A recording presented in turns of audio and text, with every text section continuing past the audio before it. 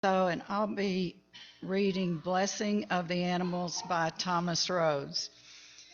You birds of the air, hawk, sparrow, and laughing jay, you embody freedom itself. Delight us with your song. Astound us with feats of migration.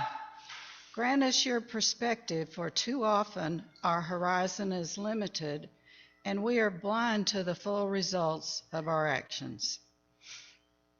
You worms of the earth, ants, beetles, spiders, and centipedes, you are the essential but oft forgotten strand in nature's web.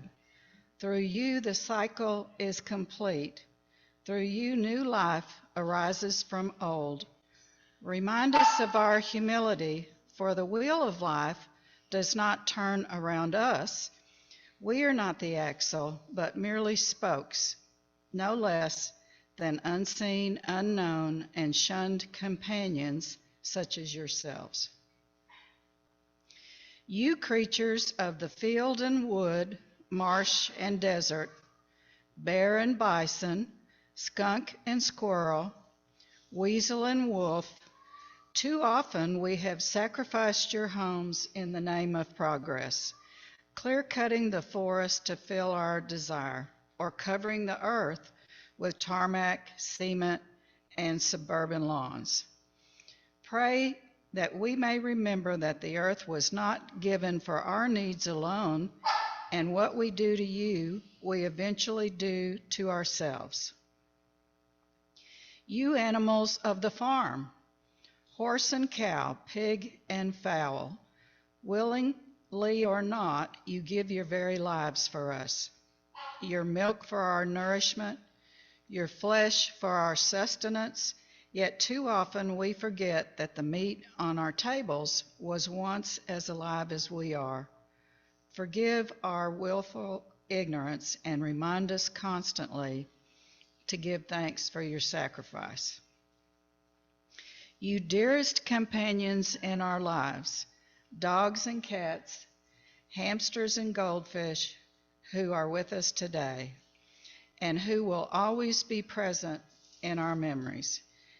You have enriched our lives in so many ways, endured our shortcomings with calm acceptance, taught us something of our humanity, taught us how to love.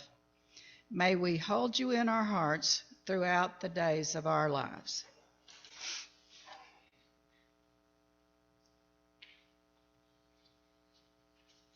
Thank you, Norma. One of our time-honored traditions here at the UU Fellowship is our participation in a ritual that churches around the world are celebrating this month, the blessing of animals.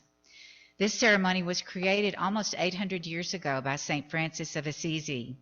It was Francis who first introduced the idea that human beings are only one of a myriad of creations of God, and that all are blessed in God's eyes. St. Francis died on October the 4th, and the blessing of the animals is celebrated every year on the Sunday closest to that day. St. Francis gives us an example of how we should care for the vulnerable and for our environment.